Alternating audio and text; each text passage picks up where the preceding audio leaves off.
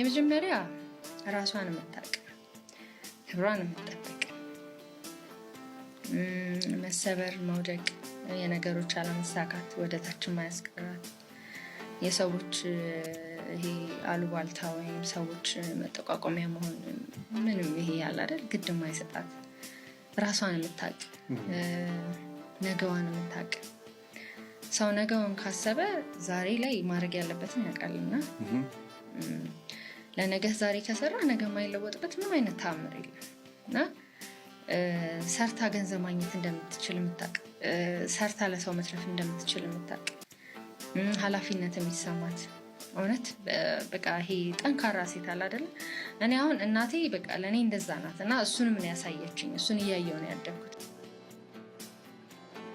ልባም ሴት ሁኚ ልባም ሴት ምን አይነት ናት ልባም ሴት ራሷን ለፈጣሪዋ አሳልፋ ትሰጣለች ልባም ሴት ለባሏ ዘውድ ነች በቤት ውስጥ እንደ አደይ አበባ ትታያለች የቤቱ ውበት እሷ ነች ሁሉ ሲያያት ይደሰትባታል ተግባሯ የእውነተኛ ሰው ተግባር ነው ልባም ሴት ለሐሜት ጊዜ የላትም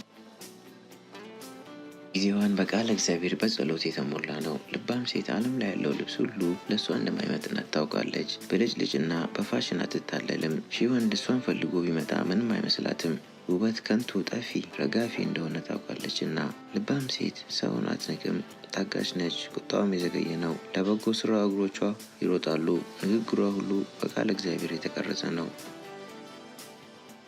ልባም ሴት እድሜዋ ሙሉ መልካም ታደርጋለች ክፉም አታደርግም ልባም ሴት ብዙ ተስፋ አላት በሚገጥማት ውጣ ውረድ አትጨነቅም ስጋትም አይገጥማትም እግዚአብሔር ከችግሮቿ በላይ ስለሆነ ችግሮቿ እንደሚፈታ ታምናለች ልባም ሴት ዝም ብላ በምድር ላይ ኖር አታልፍም ለትውልድ የሚጠቅም ተግባር ሰጥታ ታልፋለች ልባም ሴት በጊዜ ወጥታ በጊዜ ትመለሳለች በምታደርገው ነገር ሁሉ እንደ ንብ ታታሪ ነች ልባም ሴት ከፈጣሪ የተሰጣትን ጊዜ በአግባቡ ትጠቀማለች ያለ አግባቡ የሚባክን ጊዜና ሰዓት የላትም ልባም ሴት ለማስታረቅ ትሮጣለች እንጂ በሰው ነገር አትገባም ልባም ሴት መጥፎን በበጎ ታስቀይራለች ልባም ሴት ቂም በቀልን አትይዝም ወደ ሰፊና አርቆ ሀሳቢ ሁሉን እንዳመሉ የምታስተናግድ ትዕግስተኛ ናት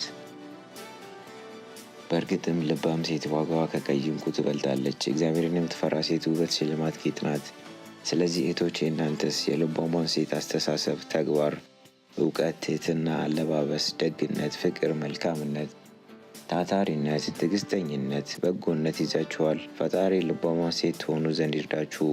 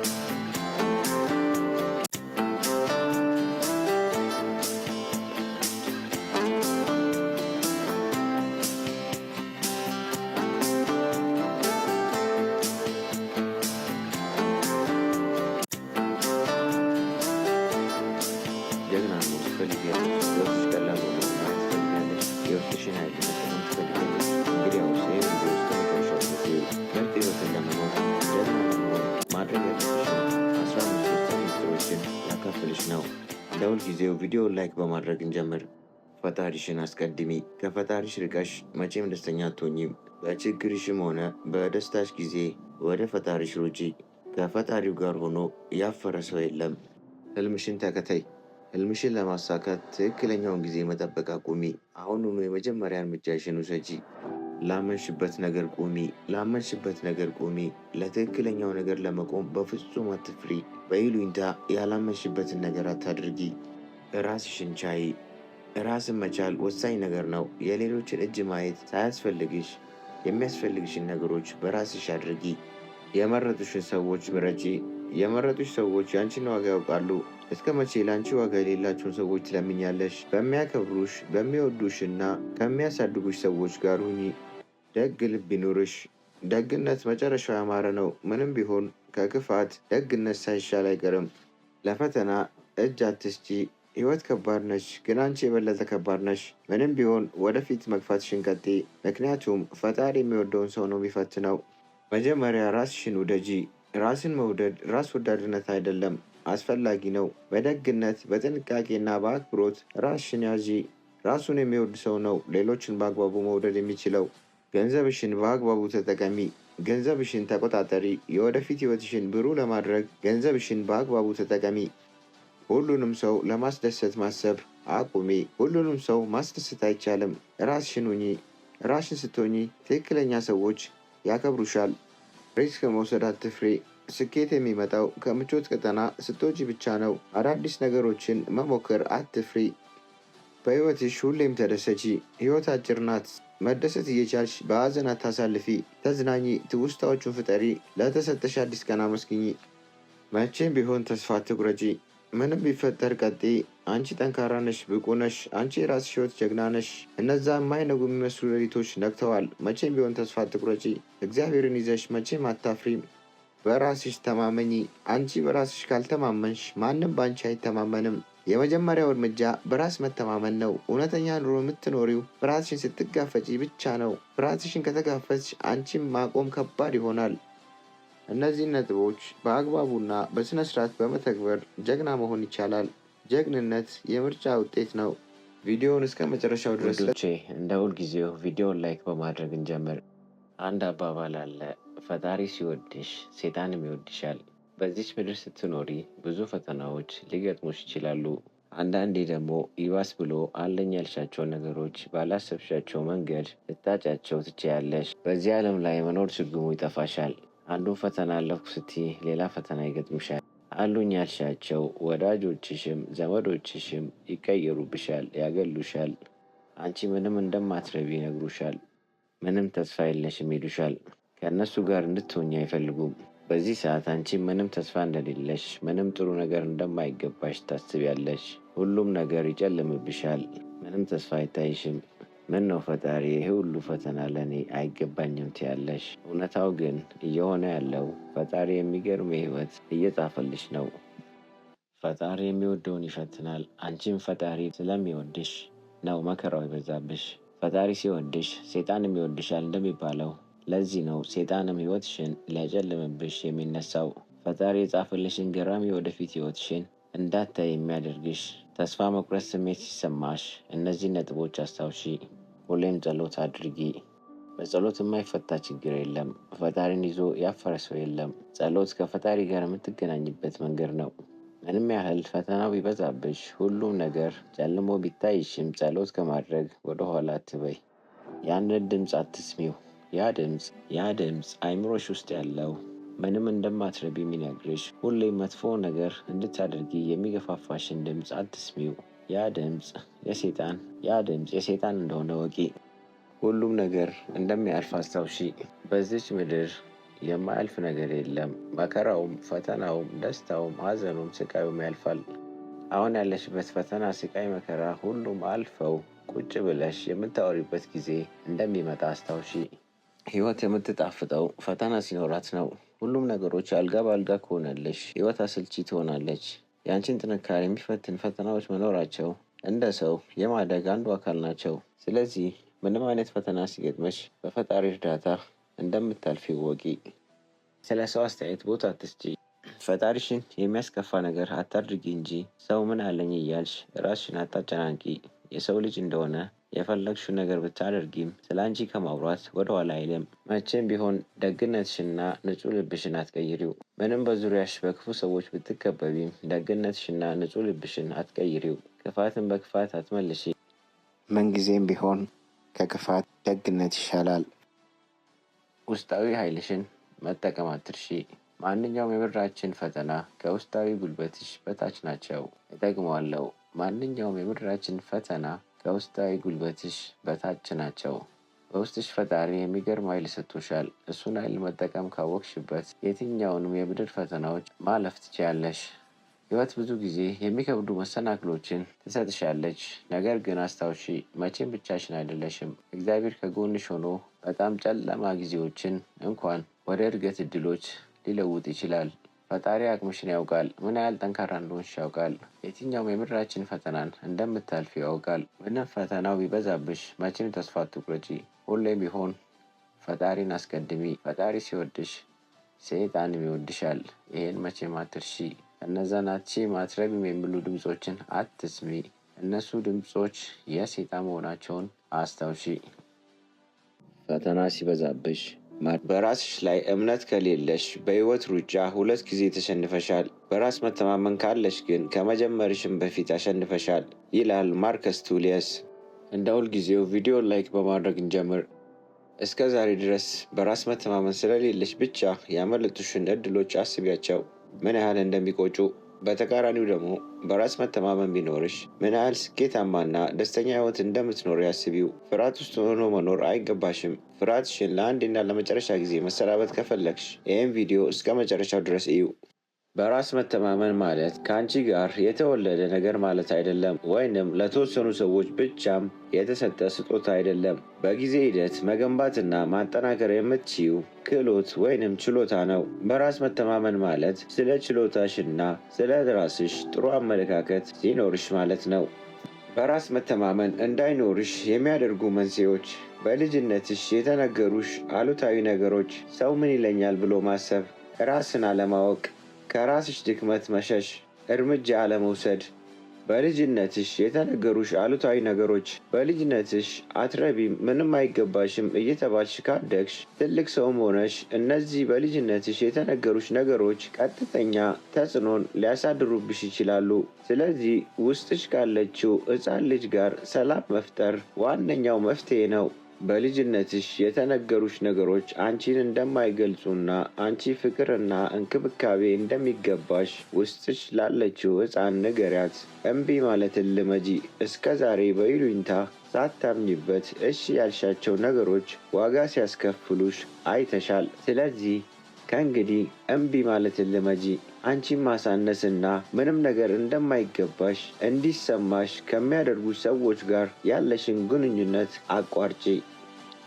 ሰው ምን ይለኛል ብለሽ ማሰብ አቁሚ። ሰው ምን ይለኛል ብለሽ ማሰብ አቁሚ። ሰው ምን ይለኛል ብለሽ እየተጨነቅሽ ከሆነ መቼም በራስ መተማመን አይኖርሽም። ምክንያቱም አንቺ የፈለግሽው ነገር ብታደርጊም ሰው የሚለውን ነገር አያጣም። እውነተኛ በራስ መተማመን የሚመጣው ሰው ምን ይለኛል ብለሽ መጨነቅ ያቆምሽ ቀን ነው። ራስሽን ማወቅ፣ ማን እንደሆንሽ፣ ምን እንደምትወጂ እና በሕይወት ውስጥ የምትፈልጊውን ነገር ማወቅ። ደስ የሚያሰኝሽ ነገር ምንድን ነው? ጥንካሬዎችሽስ ምንድን ናቸው? ልዩ የሚያደርግሽ ነገር ምንድን ነው? ቀላል ጥያቄ ይመስላሉ አይደል? ግን እነዚህን ጥያቄዎች ራስሽን ጠይቀሽ ታውቂያለሽ? ከራስሽ ጋር ለማውራት በቀን ምን ያህል ጊዜ ትወስጃለሽ? ዓላማሽና ግቦችሽ ላይ ለማሰላሰል በየቀኑ 10 ደቂቃ መውሰድ የአስተሳሰብ ለውጥ እንደሚያመጣ ታውቂያለሽ? በውስጥሽ ያለውን ማንነት ስታውቂ የማንም አስተያየት አንቺ ላይ ኃይል ወይንም ተጽዕኖ የለውም። እናም እውነተኛ በራስ መተማመን የሚጀምረው እዚህ ጋር ነው።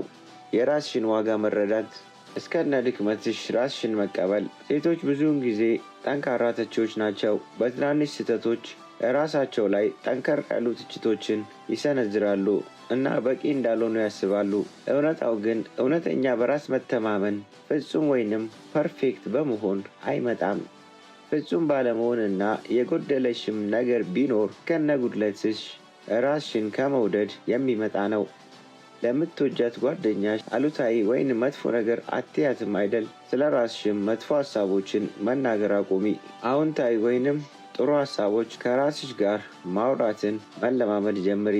ሁልጊዜ አፍራሽ አስተሳሰብ ወደ አእምሮሽ በገባ ቁጥር በጥሩና በሚያበረታታ ሐሳብ ተኪው።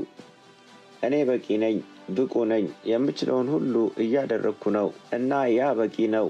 ይህ ቀላል ለውጥ ለራስሽ ያለሽን አመለካከት በእጅጉ ሊለውጠው ይችላል። ከጊዜ በኋላ እውነተኛ በራስ መተማመን ስሜት ለመፍጠር ይረዳሻል።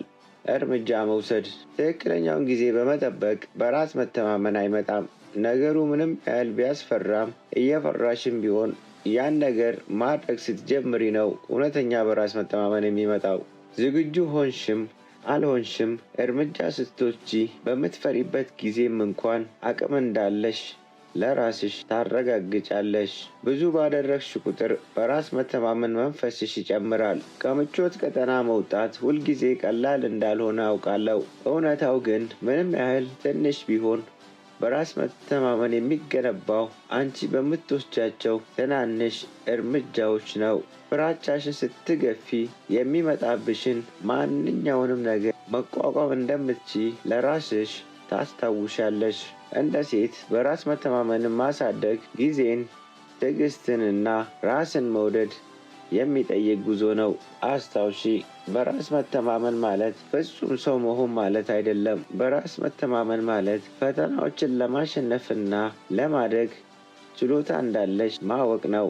በአንቺ ውስጥ የምትፈልጊው ነገር ሁሉ አለሽ። ራስሽ ማመንና የመጀመሪያውን እርምጃ መውሰድ ብቻ ያስፈልግሻል። እውነተኛ በራስ መተማመን ማምጣት ሂደት ነው፣ ግን እመኚኝ ታመጪዋለሽ። በቀጣይ ቪዲዮ እስክንገናኝ ድረስ አስታውሺ፣ ኃያል እንደሆንሽ፣ ብቁ እንደሆንሽ፣ ማድረግ እንደምትችይ።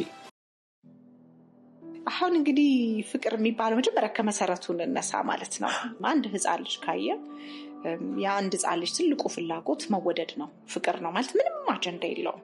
ምሳሌ አንተ እዚህ ትሬኒንግ ሴንተር አለችን ባሰፋት ከጎን ያለውን ሰውዬ አናግሬው ሆነች ነገር G+3 ብሰራባት ከላይ ቴራስ ባረገው አምለት ታስባለህ። ልጅ እንደዛ አይነት እቅድ የለውም። የልጅ አጀንዳ መወደድ መወደድ መወደድ መፈለግ ብቻ ነው። ወደዚህ ምድር ሲመጣ ከዳይፐሩ ከልብሱ ከገላውን ከማጠብ ከማብላቱ ከማጠጣቱ በተጨማሪ ትልቁ የኢሞሽናል የስሜት ፍላጎቱ ፍቅር ፍቅር ፍቅር ነው። ግን ይሄ ልጁ የሚፈልገው ነገር በተለያየ መልኩ በተለያየ መንገድ ይጠለፍበታል ማለት ነው። በተለይ ደግሞ መጽሐፉ ላይ ካየው የታመመ ቤተሰብ ውስጥ ማደግ ማለት ነው። ከዚህ የታመመ ቤተሰብ ውስጥ የሚያድግ አንድ ህፃን ልጅ ፍቅርን ለማግኘት የሆነ መንገድ መሄድ አለበት፣ መጣር አለበት። እንዲሁ ዝም ብሎ የሚሰጥ አይደለም። ፍቅር በነገር ላይ እንዲሁ ዝም ብሎ የሚሰጥ ነው። እስፔሻሊ ለልጆች እንዲሁ ብዙ ዋጋ የሚከፍልበት አይደለም። ልጁ ጥሩ ይሁን አይሁን፣ ነጭናጫ ይሁን፣ አጭር ይሁን፣ ረጅም ይሁን፣ ቀይ ይሁን፣ ጥቁር እንዲሁ መወደድ አለበት። ደግሞ ፍላጎቱን እሱ ነው ሲመጣ ወደዚህ ምድር። ግን አንዳንድ ቤት፣ ሁሉም ቤት አይደለም፣ ዝም ብሎ የሚገኝ አይደለም። መድከም አለብህ፣ መጣር አለብህ፣ መልፋት አለብህ፣ መውደቅ አለብህ፣ መነሳት አለብህ ማለት ነው። እዛ ውስጥ ልጁ ሲያድግ ፍቅር ለማግኘት ምናልባት የልጆች አይነት ጠቅሰናል መጽሐፍ ላይ። ወይ ሜዳሊያ ቤት ማምጣት አለብህ፣ የሆነ አቺቭመንት የሆነ ውጤት ቤት ይዘህ መሄድ አለብህ፣ ወይ ደግሞ የቤቱን ችግር መሸከም አለብህ፣ ማዘል አለብህ፣ ወይ ደግሞ መጥፋት አለብህ። ችግር መፍጠር የለብህም። ሲያምህ መናገር የለብህም። ሲደክምህ መናገር የለብህም። የሆነ ልጅ ሲመታህ መናገር የለብህም። ወላጅ ራሱ ደክሞታል፣ በራሱ ነገር ስለተያዘ እንድትጠፋ ነው የሚፈልገው። ዝም ካልክ በቃ ሰላም ነው ቤት፣ ወይ የጠፋህ ልጅ ልትሆን ትችላለህ። ዞሮ እንደዚህ አይነት ዲስፋንክሽናል ወይም የታመመ ቤተሰብ ብለን የምንጠራው ቤተሰብ ውስጥ ስታድግ ዝም ብሎ ስለማይገኝ ሁሌ ኮስት ስላለው ልጁ ያንን እያየ ነው የሚያድገው። ካደገ በኋላ አደልት ሲሆን እንደኔ እናንተ አዋቂ ሲሆን ፍቅር ለማግኘት የሆነ ቦታ መድከም አለብኝ ማለት ነው። ስለዚህ ምንጩ ምን ይሆናል? የተሳሳተ ይሆናል ማለት ነው። ለምሳሌ ስሰጥ ብቻ ነው የምወደደው፣ ካልሰጠሁኝ አልወደድም። ብዙ ደንበኞች ጋር ሰርቻለሁ። ምሳሌ አንዱን ታይፕ ብነግርህ ካረኩኝ እወደዳለሁ። ምሳሌ እናቴ ስትመጣ ቤቱን አስተካክዬ ቡና አፍልቼ ከጠበቅኳት።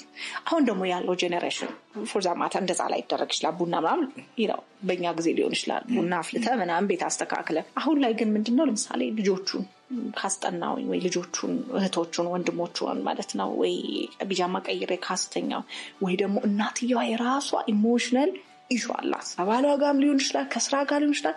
ቁጭ ብላ እናቷ ስታወራ ቫሊዴት ማድረግ አለባት። ልጅቷ እኮ የ10 ዓመት ልትሆን ትችላለች፣ የ8 ዓመት ልትሆን ትችላለች። በቃ አይዞሽ ማሚዬ ያለች ጸጉሯን ትነካታለች፣ ፊቷን ትነካታለች።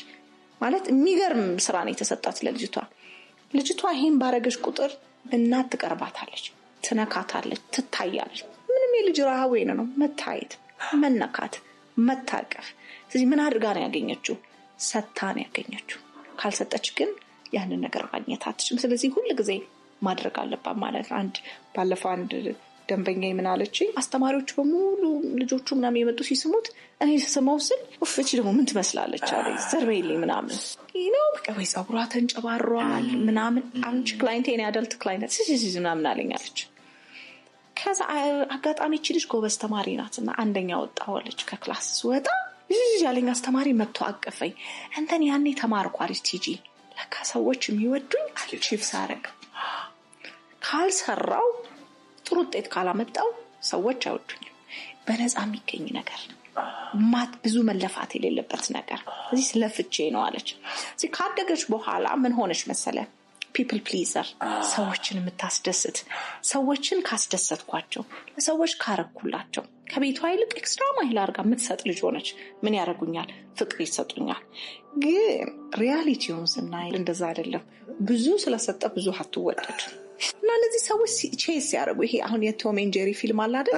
ይዟት እኮ አያውቅም። ልጆች ያያሉ ቤት ቶም ኤንድ ጄሪ ምናምን እያሉ አንዳንዴ ቁጭ ብሎ ሲያለቅስ ያሳዝነኛል። ከምር ቶም ኤንድ ጄሪ ትሆናለህ ማለት ነው። ሁሌ ቶም ጄሪን ይዟት አያውቅም አይደል? ሁሌ ፍቅር ቼዝ እያደረክ ትኖራለህ። ተወደህ አታውቅም፣ ሞልቶ አያውቅም። ሁሌ ትሮጣለህ። ምንድነው የታመመ ቤተሰብ ውስጥ ማደግ ከተሳሳተ ምንጭ እንደ አንዱ ምሳሌ ነው ፍቅር የምንፈልገው ያልኩት ለዛ ነው። የሚገርምህ ሁሌ ሲመጣ አደልት ቦዲ ውስጥ ህፃን ልጅ ነው የሚመጣው። አጠቃላይ ሲመጡ የሆነ ጉዳይ ደግሞ የአዋቂ ጉዳይ ነው ይዘው የሚመጡት። ጨንቀኛል ሊል ይችላል። በጣም የሆነ ውጥረት ይሰማኛል፣ ደስተኛ አይደለሁኝም፣ የሆነ ህይወት ተስፋ መቁረጥ ላይ ነው፣ ወይንም ደግሞ ትርጉም አልባ ሆነችብኝ ህይወት ሊሆን ይችላል። ይሄ አዋቂው ነው። ይሄ እንግዲህ አዋቂው ቦዲ ነው ብለን እናስብ። ከውስጥ ግን ሁሉ ጊዜ ስሰራ ማለት ነው 90% አዋቂው ያመጣው ችግር መነሻ ልጅነት ነው። ወደኋላ ሁሌ እንላለን ከጎሊኮቼ ጋር አብረን የምንሰራ እነሱም ትራማ ላይ የሚሰሩ ግን እንደ አደልት አይታችሁ ታውቃላችሁ ነው እንባባላለን። እንደ ትልቅ ሰው አይተን እናውቃለን አናውቅም እንላለን። በተለይ ትራማ ላይ የሚሰራ ሰው ወይ 5 ዓመት ልጅ አገኛለ፣ ወይ 4 ዓመት ልጅ አለች፣ ወይ 13 14 ቲኔጀር የተናደደች አለች፣ ወይ ደግሞ ጎበዝ አይደለህም የተባለ የ9 ዓመት ልጅ አለ። የሆነች ነገር ግን አለች፣ ሚስ ተደርጋለች። ግን ምንድነው አንዳንዴ አንጎላችን በጣም ይገርማል። ልክ ምግብ ሰርተን ፍሪጅ ውስጥ ቁጭ አድርገን ከነጣሙ እንደምናገኘው አንዳንድ ኤክስፔሪየንሶቻችን ይቀመጣሉ። ግን የሚቀመጡት እንዴት መሰለ? ሁሌ በቀለም በምናምን በድምፅ ወይም በትውስታ አይሆንም። ለምሳሌ አሁን የ9 ዓመት ልጅ ሆነ የሆነ ሰውዬ ዘርበል ሂድ ከፊቴ ምናምን ብሎ መታ ጎረቤት፣ እሱ ልታስታውሰው ትችላለህ። ዛፉ፣ ቤታችሁ፣ መግቢያው፣ ቅያሱ ምናምን ልታስታውስ ትችላለህ። ሁሉም ነገሮች ግን እንደዛ ግልጽ ብሎ አይታወሱ። አንዳንድ ትውስታዎቻችን በምን ይቀመጣሉ? በስሜት ይቀመጣል ማለት ነው። በስሜት ስለዚህ ይጨንቃል። ግን እንደሚጨንቃህ አታውቅም። መጽሐፉም ላይ ጠቅሼዋለሁ። ወይም አንዳንድ የደንበኞቼ ጋር ስሰራ ማየው ክሎዝነስ፣ መቀራረብ፣ ሰው ሲጠጋቸው የሚሸሹ ከመደንገጥም አልፎ ልክ ሪሌሽንሺፑ ግንኙነት ጀምሮ ማደግ ሲጀምር ጥለው የሚጠፉ አሉ። እና ለምንድን አላውቅም ይጨንቀኛል ምናምን ይሉሃል የሆኑ ሰዎች መጥተው። ስለዚህ በስሜት መልክ ይቀመጣል። አንዳንድ ጊዜ ደግሞ ይገርመሃል በህመም መልክ ደግሞ ይቀመጣል ሰውነታችን ውስጥ ማለት ነው። ያምሃል እንደ ማይግሬን። ብዙ ክላይንቶች ማይግሬን በጣም ፕሮሰስ ስናደርገው ወይንም ደግሞ ያ በጣም የልጅነታቸው የነበረው የጎዳቸው ነገር ላይ ስንሰራ ይጠፋል። ሐኪም ቤት ይሄዳሉ፣ ምንም የለባችሁም ነው የሚባሉት። ወይ ወገብ ህመም፣ ወይ ማጅራት ህመም፣ ወይ ጨጓራ አይነት ሲምፕተም በደንብ አጋጥሞኛል ክላይንቶች ጋር ስሰራ። ይቀመጣል ማለት ነው። ስለዚህ ከአንዱ ስለሆነ እንደገና ደግሞ በደመ ነፍስ ስለሆነ የምታስታውሰው ልጅነት አልፏል ብለህ ነው የምታስበው። አላለፈም። ቀኑ፣ ዓመተ ምህረቱ፣ ጊዜው አልፏል። ያ ትውስታ ግን ይመጣል። ይህን ስል ግን ሁሉ ነገር ቻይልድ ትራማ ነው እያልኩ አይደለም።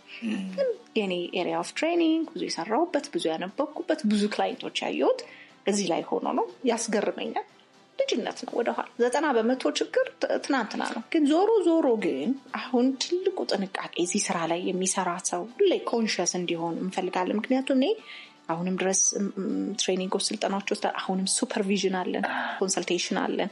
አሁንም አለችኝ አስተማሪ የምትመራኝ በጣም ማመሰግናት ማለት ነው። መጽሐፉ ላይ ዴዲኬት ያደረኩት ለሷ ነው። አለን ሰፖርት ሲስተም አለን። ሁሉም ክፍሎች የሆነ ቀን ሊከፈትብህ ይችላል። ስለዚህ ይህም ፕሮግራምም የሚሰሙ ሰዎች አንዳንዴ ይዘን የሆነን ሰምባዲ ወደ ትናንትና መውሰድ በጣም ሪስክ አለው። ፍለድድ ሊሆን ይችላል። ሁሉም በሮቹ ፓርቲሽናቸው አንዳንዶቹ ፓርቲሽኖች ከአንዱ ክፍል አንድ ክፍል ጠንካራ ላይሆን ይችላል፣ ሊፈርስ ይችላል። ስለዚህ ይዞ ሊሄድ ይችላል። ቬሪ ኮንሽስ፣ በጣም በጥንቃቄ፣ በጣም እንዳልከው በጸሎት ከእግዚአብሔር ጋር ምክንያቱም ሰው ላይ ነው የምትሰራው። እኔ በሱ ኃይል ስላለው ማለት ነው አድርገን ነው የምንሰራው። ዞሮ እንደዛ እንዳልከው ስራው ይሰራል። ወደ ልጅነት እንሄዳለን። ኮንቨርሴሽን አለን። 5 ዓመት ልጅ ሊሆን ይችላል፣ 8 ዓመት ልጅ ሊሆን ይችላል፣ 10 ዓመት ልጅ ሊሆን ይችላል።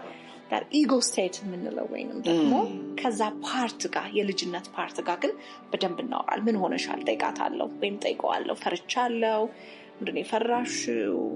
በደንብ የሚያየኝ አስተያየት ደስ አይለኝም። ሊይዘኝ ነው፣ ሬፕ ሰርቫይቨር ወይም የመደፈር ጥቃት ሊይዘኝ ነው። ማን ነው? ጎረቤታችን ነው። ኤግዛክትሊ በዛ ሰዓት የተሰማት ነገር ይሰማታል። ለሱ ብቻ አይደለም። ወታ ለምሳሌ ያክል ሆነ ታክሲ ምናምን ትራንስፖርት ልትይዝ አንድ ሰው ነይ ቀስ በይ የኔ ተራ ነው ምናምን ብሎ ጎተት ካደረጋት ፓኒክ ልታደርግ ትችላለች። ትሪገር ይደረጋል። ወደ ትሪገር ልምጣለን።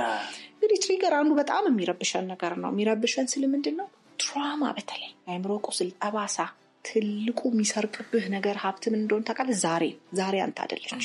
ሁሌ ትናንትና ላይ ነህ።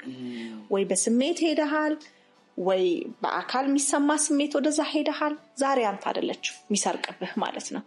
ሁልጊዜ ሰርቫይቫል ሞድ ላይ ነህ፣ መትረፍ ላይ ነህ፣ ሁሌ አደጋ ላይ ነህ። ሰርቫይቫል ሞድ ላይ ወይንም ደግሞ ሰርቫይቫል ይሄ ምንድን ነው አሳቢ አንጎል ክፍል እንደሚባለው ደመነፍሳዊ ነው፣ አኒማል ብሬን አይደለም የሚባለው ላይ ስንሆን አናስብም፣ ሪያክት ነው የምናደርገው። ስታንድ ባይ ነህ፣ አታውቀውም። ስለዚህ እዚህ ከኋላ ላይ ስንሆን አታስብም፣ ግን ሪያክት ታረግ፣ በደመነፍስ ነው የምትወስነው። ስለዚህ ዛሬ አንተ አይደለችም። ዛሬን ነው የሚነጥቅብን። ትልቁ ደግሞ ዛሬን እንዲነጠቅብን የሚያደርገው ትሪገር ነው።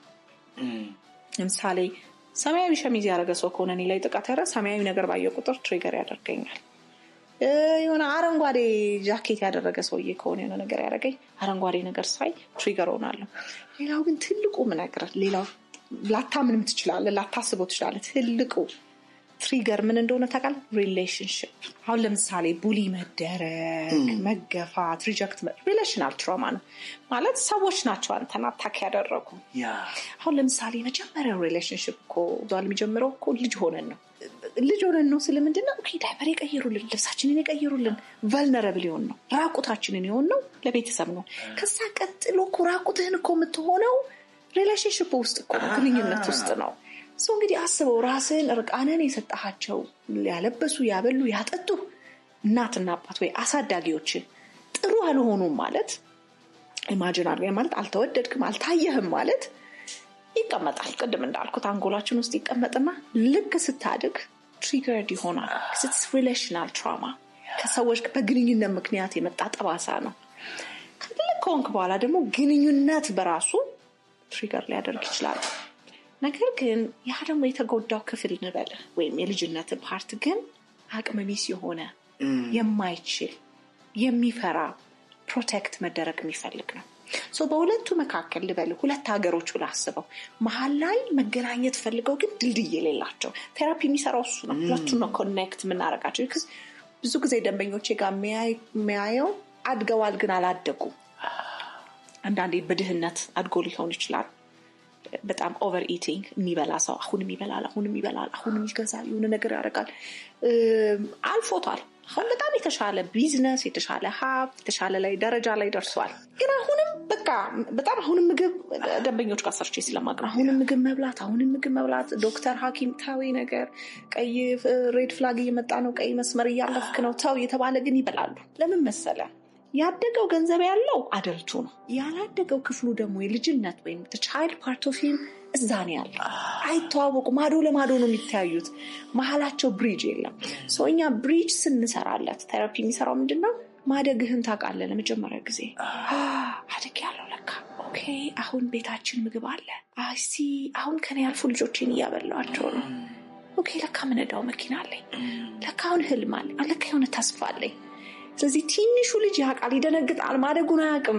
ቻይልድ ፓርት ኦፍ ዩ ወይንም ደግሞ የልጅነትን ህመሞች በሙሉ የተቀመጠበት የአንጎል ክፍል ብዬ ላስቀምጠው ቀለል ለማድረግ። አይተዋወቁ፣ ዛሬና ትናንት አይተዋወቁ። ሰው ብሪጅ እንሰራለን። ማደግን ስታቅ ለምን ትበላለህ? ብዙ አትበላም። የምትበላው እኮ ነገ የምታጣ ስለሚመስልን አሁን ሰውየው በቃ እኔ በቃ ወዳለው ጮማ ወዳለው ቅባት ወዳለው ይስጋ ወዳለው ጣፋጭ ወዳለው ይበላል። ምግቡን ያበዛል።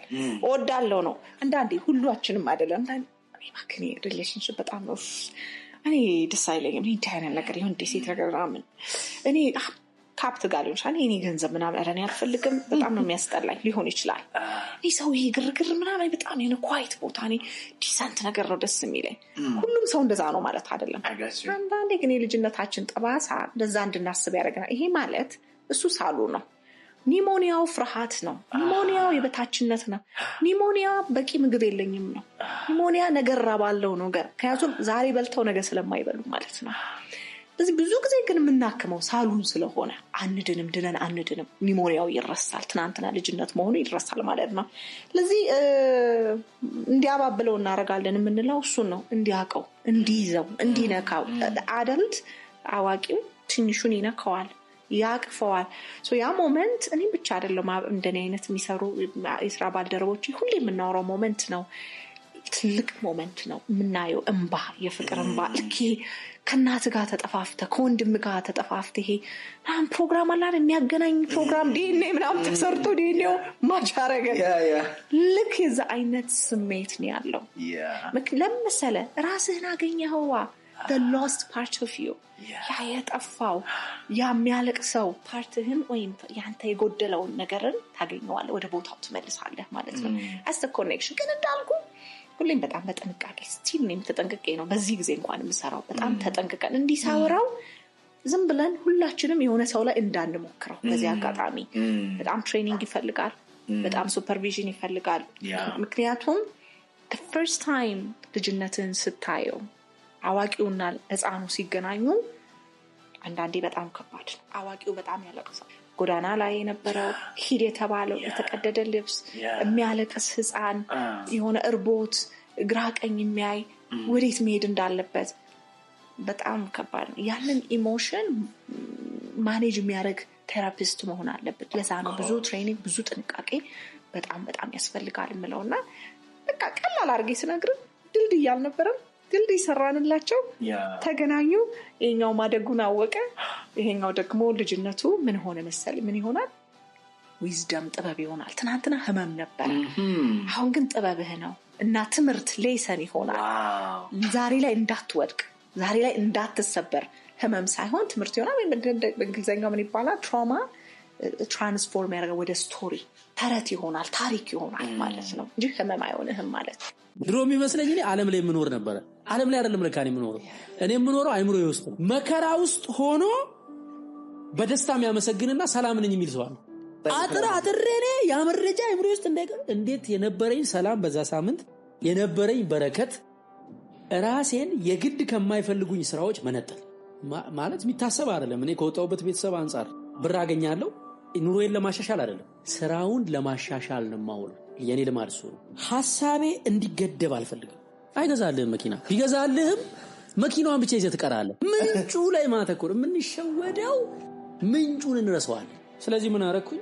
ፕላን ኤክዚኪዩቲቭ የሚባል አዲስ ፖዚሽን ፈጠርኩ። የሌለ እኔ ሞመንቱ ላይ በጣም ትኩረት አደርጋለሁ። እንደ ቀልድ ቤት መግዛት የምችልበት ሌቭል ላይ እስክደርስ ድረስ ስራው ላይ ብቻ ነው ኢንቨስት ማድረግ። እኔ ስልኬ ሳይለንት ሆኖ ደፍቼ ነው የማስቀምጠው። ጓደኝነት ተርቆብኛል፣ የቤተሰብ ሪሌሽንሺፕ የደረቀብኛል። ለምሳሌ ስቲል ማለት ነው ቢሮ ላድር እችላለሁ። ለወጣት ያመለጠኝ የሆነ የመዝናኛ ጊዜም አለ። ብዙ ትልልቅ ሰዎች ሊያገኙኝ ይፈልጋሉ። ቶታሊ አላገኝም አይደለም፣ እኔ ሲመቸኝ ነው የማገኛቸው። እኔ ድሮ ወረተኛ ሰው ነበርኩ። በቃ የሆነ ነገር ጀምራለሁ ላጥ ብዬ ካልሆነ ወደ ሌላ ነው የምሄደው። ድሮ የዛሬ 10 ዓመት ማለት ነው። ድሮ ለኔ የዛሬ 10 ዓመት ነውና ለምን ዩኒቨርሲቲ የጨረስኩበት አካባቢ ነው። ወጣት ነኝ፣ ስራ የለኝም፣ ሳንቲም የለኝም ምናምን ጫማዬ አንድ ነው ምናምንና ሞል ላይ ወይ ደግሞ ኤግዚቢሽን እንደዚህ በር ላይ ምናምን ቆሜ የሚያማምሩ ሰዎች የሚያማምሩ ቆንጆ ወጣት ሴቶች ጸጉሯ የሚያምር ጫማዋ የሚያምር ወይ ቦርሷ የሚያምር ወይ እሷ የምታምር ሴቶች ቆንጆ ሴቶች ወጣት ሴቶች ያልፋሉ ባጠገቤ እና እኔ በጣም ነው ማያቸው ያየው ነው ዲቴል በቃ ያየው ስታምር ምናምን ያልኩ ያልፋሉ በቃ ያዩኝም ማለት ነው። ኢንቪዚብል ነኝ ታውቃለህ፣ አልታያቸው ወንዶችም ሆነው በቃ ደሳስ የሚሉ ሰዎች በቃ ጠረናቸው ሽቷቸው ደስ የሚል አለባበሳቸው ደስ የሚል ሰዎች ሲያልፉ ባጠገቤ አያዩኝም ታውቃለህ። በተለይ እኔ ያኔ ገርልፍሬንድ አልነበረኝም የፍቅር ጓደኛና በቃ ያየዋት ሴት ሁሉ አይታወቅም ልትሆን ስለምትችል በጣም ነው ማያት እና እሷ አታየኝም ማለት ነው። አንድ ቀን በቅርቡ የሆነ ሞል ላይ እኔ እየወጣሁ ነው። በጣም ቆንጆዬ ልጅ ነች፣ ከጓደኛዋ ጋር እየገቡ ነው። ኦ ማይ ጋድ ሼታ ስትል ወይኔ አልኩኝ። በቃ ትዝ አለኝ ድሮ ማለት አሁን አየችኝ፣ የሆነች ሴት አየችኝ፣ የሆነ ሰው አየኝ። አሁን ሰዎች ያዩኛል የሆነ ቦታ ላያዩኝ አይችሉም። ቢሆን ኮፍያ አድርጌ ማስክ አድርጌ መነጽር አድርጌ እንዳልታይ ብዬ ማለት ነው። አንዳንድ ቀን ወይ ቀረጻ ቶሎ ካለ ሰዎች እንዳያስቆሙኝ ምናምን የምፈልግበት ጊዜ ያውቁኛል ማለት ነው። የጎዳና ተዳዳሪ ሜካፕ ተሰርቼ አውቀውኛል መንገድ ሰዎች። ልዩነቱ በጣም የሚገርም ነው ማለት ነው። ገብቷል። አሁን የመጀመሪያ እኔ ራሱ ሳላምን በፊት መጀመሪያ እኔ ላይ ያመነብኝ እግዚአብሔር ነው። ክብር ምስጋና ይድረስ። እንደዚህ እንደመሆን ስለሚያውቅ እኔ ሳላስበው ወስዶ ሰንበት ትምህርት ቤት ከተተኝ። ከዛ እዛው ስነ ጽሁፍ መጽሐፍ፣ መድረክ ማቅረብ፣ መድረክ መምራት፣ እንደገና ደግሞ ማዘጋጀት ዝግጅት፣ ይሄን ሁሉ እያስተማረ እየቀረጸ አመጣና እኔ ለወልማር ምናምን ሳስብ አመጣና ቲያትር ከተተኝ በግድ አዲስ አበባ ዩኒቨርሲቲ በግድ ነው የተመደብኩት። በስተት በግድ ቲያትር አስተማረኝ።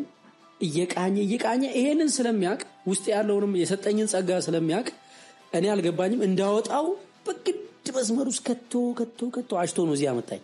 ስለዚህ እኔ ራሱ በራሴ ሳላምን በእኔ ያመነብኝና በእያንዳንዱ መንገድ የረዳኝ እዚህ ያደረሰኝ አምላክ ልዑል እግዚአብሔር ነው። እሱም ክብር ምስጋና ይድረሰው። ወደ ሰዎች ስንመጣ ከዛ ከእግዚአብሔር ቀጥሎ የመጀመሪያው ያመነችብኝ እናቴ ነች። እናቴ ምንም ይሁን አታውቅም ምን እንደሆነ፣ ግን ልክ ነኝ በቃ ልክ ነኝ። ምንም ነገር እንደዚህ አርግ ነው፣ እንደዚህ ልሞክር ነው። ሰንበት ትምህርት ቤት ገብቼ ልማር ተማር ነው። ሌላ ወላጅ ይከለክላል። ኧረ ትምህርት ትወድቃለህ፣ እንደዚህ ቆይ ምናምን ክረምት ይምጣ ምናምን ይላል። ገራጅ ልስራ፣ ሂድ ስራ ነው። የሆነ ነገር ሂድ አርግ ነው። ከዛ ግን ወደ ፕሮፌሽናሊዝም ስንመጣ አንድ ጊዜ ይሄ ስሜት ተሰምቶኝ ነበር። በነገራችን ላይ ያለ መታመን ማለት እኔ በቃ ትልቅ ፊልም ሰሪ ነው የምሆነው ፌመስ ነው የምሆነው ምናምን ስላቸው ሙድ ይዙብኝ ነበር አጠገብ ያሉ ሰዎች። እስቲ እሱን ተወውና ለቁርስ እስቲ ብር አለ ምናምን የሚሉኝ ጊዜ ነበረ ማለት ነው። የለኝም ለቁርስ ብር እና በጣም ፌመስ የፊልም ባለሙያ ሆናለሁ ስል የቁርስ ብር የለኝም። አቤል የሚባል ልጅ ነበረ፣ ግን አቤል ገብረስላሴ ይባላል። አሁን ቤልጂየም ነው። ቤልጂየም ሄድኩ ጊዜ አግኝቼዋለሁ። አቤል ግን ያምንብኝ ነበረ። ሂኖስ በቃ ማለት እርግጠኛ ነው እንደዛ እንደምሆን እዛ እንደምደርስ ምናምን ስነግረው እኔን ታሰራኛለህ፣ እኔ ደግሞ ተዋናይ መሆን እፈልጋለሁ፣ እኔም ፊልም ታሰራኛለህ ይለኝ ነበር ማለት ነው። እና ከዛ በኋላ እንደውም በቃ ከሱ ጋር መኖር ጀመርን አብረን ተከራይተን። ቢኮዝ ከኢንቫይሮንመንቱ በቃ መምረጥ ነበረብኝ። የምፈልገው ኢንቫይሮንመንት አጠገብ መሆን ነበረብኝ። ከዛ ሁለተኛው ያመነብኝ ሰው የአሁን የዶንኪ ቲዩብ ዲጂታል ማናጀር ሄኖክ ነው። ሄኖክ መምህር ነበረ። እሱ መምህር ነው። እኔ ስታንድ አፕ ኮሜዲ ሊጀምር ስል አብረን እንስራ መምህርነቱን አልኩ። 8000 ብር ደሞዝ ነበረው። ዲለም ትልቅ እንሆናለን አብረን እናድጋለን እና ስለው እሺ ያለና ማለት ነው። የ8000 ብር ስራ ስላመነብኝ አይደል ለ2000 ብር ደሞዝ ብሎ ጀመርን። በነገራችን ላይ ከሳምንት በፊት መኪና ገዝቶ። ሶስተኛው ሌላው በእኔ በጣም ያመነብኝ ሰው ማናጀሬ ሸዋንግዛው ነው። ሸዋንግዛውም እንዳልኩ ነጋዴ ነበረ። ሄድኩኝ እኔ እንደዚህ ድሪም አለኝ በኮሜዲ ዓለምን እንደምዞር እርግጠኛ ነኝ፣ አብረን እንስራ አልኩት። እሺ ብሎ ንግዱን ትቶ ሙሉ ቤተሰቡን ከናዝሬት ወደ አዲስ አበባ ጭኖ አምጥቶ ቤት ተከራይቶ እየኖረ ከኔ ጋር መስራት ጀመረ ማለት ነው። ሌላዋ ሚስቴ ነች ያመነችብኝ። እንደዚህ ያመኑብኝ ሰዎች አብረውኝ የሰሩ ሰዎች አሉ። ጥቂቶቹ እነዚህ ናቸው። ምን ያልተጽኖ አለው ሳይሆን ስኬት ማለት አካባቢ ነው። ሊለይ አይችልም። አካባቢ ሌላ ጉዳይ፣ ስኬት ሌላ ጉዳይ አይደለም። ባይዘው አካባቢ ነው ስኬት። በቃ አጠገብ ያለው ዓለም። እኔ አሁን አንድ የገባኝ አንድ ኮንሰፕት ምንድነው ታውቃለህ? ዓለም ለካ ዓለም አይደለም። ዓለም ለካ አይምሮህ ነው። ድሮ የሚመስለኝ እኔ ዓለም ላይ የምኖር ነበረ። ዓለም ላይ አይደለም ለካ እኔ የምኖረው። እኔ የምኖረው አይምሮዬ ውስጥ ነው። እውነቴን ነው የምልህ። ለምን መሰለህ? ፎር ኤግዛምፕል አንተ እግዚአብሔር ይመስገን ዛሬ የሰላም ቀን ዋልኩኝ ትላለህ አይደል? ግን እኮ እዚሁ ሀገር የጭፍጭፍ ቀን የዋለ ሰው እያለ እየሮጠ ከጥይት እያመለጠ ማለት አረ ጌታው ያድነኝ እያለ የዋለ ሰው እያለ እንዴት ታዲያ አንተ ሰላም ዋልኩ ልትል ቻልክ? ቢኮዝ ያንተ ዓለም አይምሮ ውስጥ ነው፣ የሱ ዓለም አይምሮ ውስጥ ነው። መከራ ውስጥ ሆኖ በደስታ የሚያመሰግንና ሰላም ነኝ የሚል ሰው አለ። ለምሳሌ አናንያ አዛርያና ሚሳኤልን እናስባቸው። እሳት ውስጥ ናቸው። ቅዱስ ገብርኤል መጥቶ እየዘመሩ ነው። በረከት ውስጥ ሆነ የማይዘምር ሰው እኮ አለ ሲያለቅስ የሚውል። ዓለማቸው እሳቱ ውስጥ አይደለም። የነሱ ዓለም እሳቱ ውስጥ አይደለም፣ ስጋቸው ነው እሳቱ ውስጥ። ዓለማቸው መንፈሳዊ ዓለም ውስጥ ሄዶ እግዚአብሔር ጋር ተገናኝቶ ደስተኛ ሆኖ እየዘመረ ነው። እና ዛሬ እንዴት ነበር ቀኑ ብትላቸው በጣም ደስ የሚል ቀን ነው የሚሉ። ዓለማቸው ውስጥ ነው እየኖሩ ያሉት። ዓለሙማ እሳት ነው ውጭ ያለው ዓለም። አንተ ዙሪያ እሳት ሊሆን ይችላል፣ ግን የት ነው የምትኖረው ነው? ምድር ላይ ዝም ብለህ ስጋዊ አይንህን እያየህ ከሆነ የምትኖረው ዓለም ላይ ነው ያለው። አይምሮ ውስጥ ከሆነ የምትኖረው እሳት መካከል ሆነ ፒስ መሆን ትችላለህ። ስለዚህ አይምሮ ደግሞ በር አለው። የአይምሮህን በር የምትከፍተውና የምትዘጋው ኢንቫይሮንመንት ጋር የት ጋነህ ነው። አይምሮህን በር እየከፈቱ የሚገቡት እህት፣ ወንድም፣ ጓደኛ ናቸው፣ ቅርበት ያላቸው ማለት ነው። ሶሻል ሚዲያው ነው እንጂማ ለምሳሌ አሜሪካ ያለ ሰውዬ የሆነ ሰውዬ አሜሪካ ካሊፎርኒያ ውስጥ ስሙን አናቀውም እየሰደበን ነው። ማተር ያደርጋል ካልሰማ ነው አያረግም። ምንም አናቀውም፣ አናገኘውም፣ አንሰማውም። እንደፈለገ እስከሚሞት ቢሳደብ ስድቡ እኛን አያምንም ስለማንሰማው ማለት ነው። ወንድም አጠገብ ያለ ሰውዬ ግን ሲሳደብ ትሰማዋለህ፣ አጠገብ ነው። ስለዚህ ኢንቫይሮንመንት ማለት አንተ ያለህበት ቦታ በዙሪያ ከባቢ በስልክ የሚመጡት በሶሻል ሚዲያ የሚመጡት በአካል የሚመጡት ሰዎችን ካልመረጥክ ስኬት የሚባለው ነገር በእጅጉ ሊኖርም ላይኖርም ይችላል። እነሱ ናቸው አንተ አይደለም ባይዘም ተወሰነው ወደ አይምሮህ የምታስገባቸው መረጃዎች ናቸው አንተ ስኬት የሚወስኑት። እንዴት ማለት ምን ማለት ነው? ለምሳሌ በሶሻል ሚዲያ ላይ የምሰደብበት ጊዜ አለ እና የሆነ ወቅት እኔ የተወሰኑ ሰዎች ስለ ኔጌቲቭ ነገር እያወሩ ነው። ኔጌቲቭ ነገር እያወሩ ነው። የዛኔ እኔ እንዴት ነው የዳንኩት? በዛ ወቅት እኔ በጣም በሰላም ነው ያለፍኩት ያንን ወቅት። እህቴ ደውላ 3 ቀን ሙሉ እንቅልፍ እምቢ ብሎኝ ራሴን አሞኝ ምናምን ሳለቅስ ነበር አለች። ለምን አልኳት። ኔጌቲቭ ነገር ስለአንተ ተወርቶ አይቼ አለች እና ብላ ልትነግረኝ ማለት ነው። ጀመር እግዚአብሔር ይስጥልኝ ቤት ስልኩን ዘጋሁት። አጥሬኔ ያ መረጃ አይምሮ ውስጥ እንዴት የነበረኝ ሰላም በዛ ሳምንት የነበረኝ በረከት በጣም ስጋዊና መንፈሳዊ ትልልቅ በረከቶች ያገኘሁት በዛ ሳምንት ነው። ግን አንዳንድ ሰዎች ደግሞ የመሰላቸው እኔ ጭንቀት ውስጥ ያለው የታሰርኩ የተቸገርኩ የተረበሽኩ መስሏቸው ሲያገኙኝ እሺ አይዞኝ ሲሉ ኧረ ራስህን አይዞኝ አጠገቤ እንዳደርስብኝ ኔጌቲቭ መረጃ ይዘህ እንዳመጣ እንዴት ከዛ ካለፈ በኋላ ያ ጊዜ መለስ ብያዩት እንዴት እኔን አፌክት ሳያረገኝ ሳያስለቅሰኝ ሳያስጨንቀኝ እንዴት አለፈ ስል የአይምሮዬን በር ዘግቼ ነው አላስገባሁትም። ያን መረጃ ሲደውሉልኝ አላዳምጥም። እንደዛ አይነት ሐሳብ ይዞ የሚደውል ሰው ካለ አላወራውም። እኔ ስልኩን ወይ ለሚስቴ ሰጣታለሁ ወይ ለሆነ ሰው አዋሩት ብዬ ሰጣለሁ። እንደዛ አይነት ሰዎች ያሉበት ቦታ አልሄድም። እኔም ደግሞ እንደዛ አይነት ጓደኞች የሉኝም። መርጬ ጨርሻለሁ። ጓደኞቼ ነበሩ ባይዘው እንደዛ አይነት ጓደኞች ነበሩኝ ማለት ገና እንዳገኙኝ ሰማህ እንደ ምናምን ብለው ስለኔ የተወራውን ኔጌቲቭ ነገር የሚነግሩኝ ጓደኞች ነበሩኝ። ቀስ ያልኩ በሲስተም ተፋትቻቸዋለሁ። ሩቅ አድርጌዋለሁ ግንኙነቴን ማለት ነው። አላገኛቸውም። ስፔሻሊ እንዲህ አይነት ነገር ችግር ያለ ሰሞን አላገኛቸውም። አውቃለሁ እንደሚነግሩኝ ማለት ነው። አካባቢዬን ስላጸዳው በበረከትና በሰላም ነው ያን ጊዜ ያለፍኩት። ስለዚህ በረከት፣ ሰላም፣ ስኬት ማለት አካባቢህ ነው በቃ እንጂ አስተዋጽኦ ያደርጋል አይደለም። አካባቢ ራሱ ነው።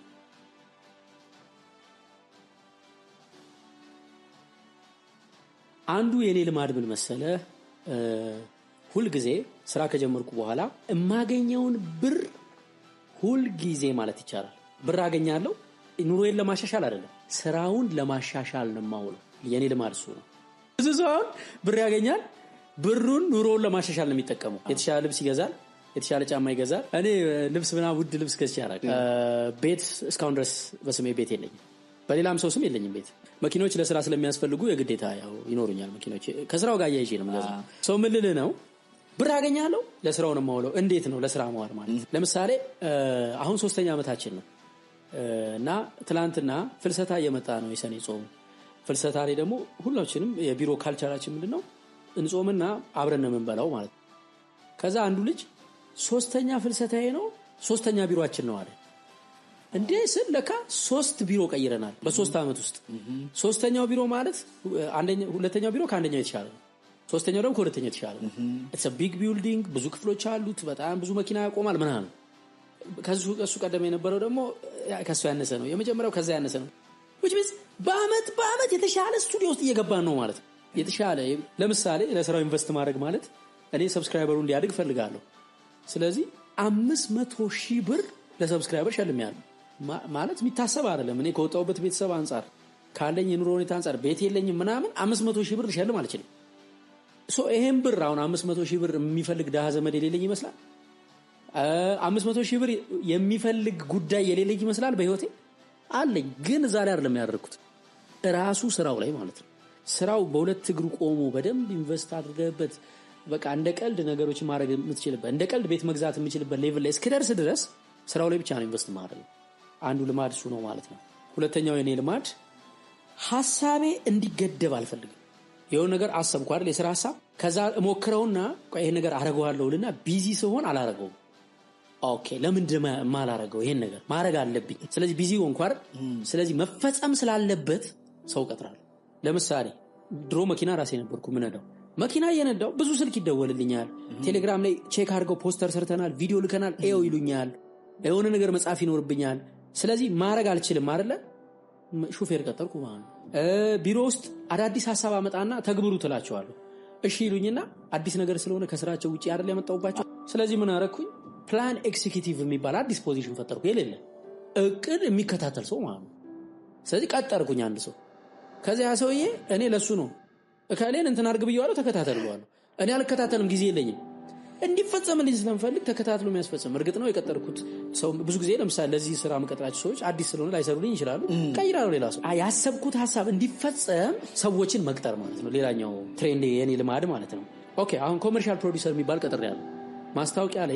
ማስታወቂያ ስንሰራ ለካምፓኒዎች ለስፖንሰሮቻችን አስብና አንዳንዴ ቢዚ ሆኜ ሳይቀረጽ ይቀራል። ስለዚህ ማስታወቂያ ብቻ የሚያስቀርጽ ሰው ቀጠርኩ ማለት ነው።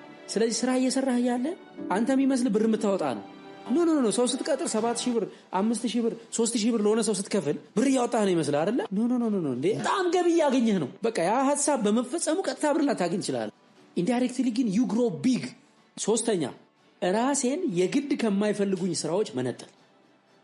የግድ ከማይፈልጉኝ ስራዎች እነጠላለሁ ሁልጊዜ። ድሮ ሁሉን ነገር እኔ ነበርኩም ሰራ። አሁን ለምሳሌ ድሮ ሰው መቅጠር የኔ ሰራተኛ እኔ ካልቀጠርኩት ማን ይቀጥረዋል? እኔ ራሴ ነኝ እንግዲህ የማውቀው እኔ ነኝ መቅጠር ያለብኝ ብዬ ነው የማስበው። አይደለም የኔን ፕሪንሲፕል የኔን አስተሳሰብ ኤችአር ቀጥሬ ለዛች ኤችአር እያሰረጽኩባት ሄድኩኝ። አሁን ላይ 100 ሰው አድርጋ 3 ሰው ኢንተርቪው አድርጋ ምናምን መጨረሻ ከተቀጠረ በኋላ ነው እኔ የማገኘው። ሰው ሊቀጠር ሊፈርም ሲል ነው በቃ እኔ የማገኘው። ድሮ ገና ከኢንተርቪው ጀምሬ ምናምን አድርጌ ሀስላለሁ ገባ። ስለዚህ አይመስልም ነበረ ይሰራል በሌላ ሰው። ስልኮቼን አሁን አንተ ወደ ዝና ስትመጣ ምናምን የሥራ ስልክ ይደወላል ምናምን። ስለዚህ እኔ ነኝ ማንሳት ያለብኝ ብለህ የምታስብ ግን አይደለም። ሳማዴ ልስከንቶክ ልክ አንተን ወክሎ ማውራት ይችላል፣ ማንሳት ይችላል። እኔ የማይተካ ሚና ምንድነው ታዲያ የሚለውን ማወቅ አለብክ። አሁን ለምሳሌ እኔ በዶንኪቲው የማልተካው ምኑ ጋር መሰለህ? እግዚአብሔር ክብር ምስጋና ይድረሰው ፈጠራ ላይ ነው። መፍጠር ላይ ወይም ደግሞ አንድ ሰው ፈጠራ አይባልም ግኝት ነው የሚባለው። እግዚአብሔር ሁሉ ነገር ፈጥሮ ጨርሷል ሲል ሰማሁት። ይሄ አይዲያ መፍጠር አዲስ አይዲያ ማግኘት ላይ እኔ I have to be there። ምክንያቱም እግዚአብሔር የሰጠኝ ነገር ነው። ያ ገንብቶ ሰጥቶኝ እየገነባ እዚህ ያደረሰኝ እሱ ነውና ብዙ ጊዜ አዲሱን ነገር መፍጠሩን እኔ መገኘት አለ። ሰው ለመቅጠር፣ መኪና ለመንዳት፣ ስልክ ለማንሳት የኔ የሚመስሉ ስራዎች አሉ። ግን በቃ የኔ ያልሆኑ ብዙ ጉዳዮች አሉ። እነሱን ለማድረግ ግን ሰው መቅጠር አለ። እነዚህ ልማዶቼ I think በጣም ረድተውኛል ብዬ አስባለሁ።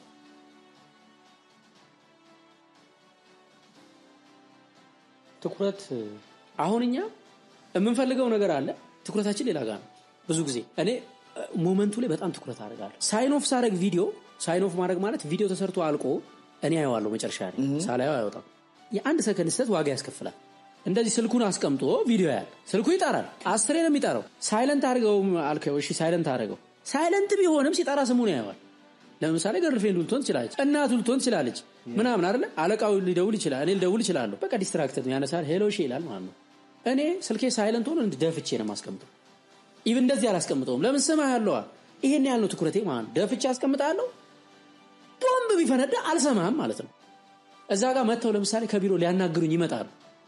እንዳያናግሩኝ ኩስትር እላለሁ። ገና አያታለሁ። ገና ስትገባ በራይና ኩስትር። ለምን ኢምፖርታንት ነገር ልትነግረኝ ትችላለች። ማይንዴ የማይቋቋመው ማይንዴ ከዛ በኋላ እዚህ ጋር ትኩረቱን ያጣና ወደዛ ይሄዳል።